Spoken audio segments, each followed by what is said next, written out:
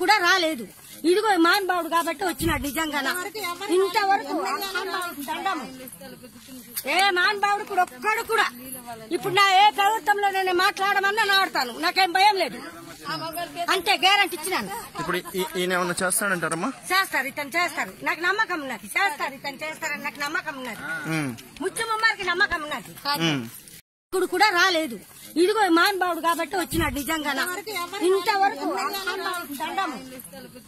ఏ మానబావుడు కూడా ఒక్కడు కూడా ఇప్పుడు నా ఏ ప్రభుత్వంలో నేను మాట్లాడమన్నా నాడుతాను. నాకేం భయం లేదు.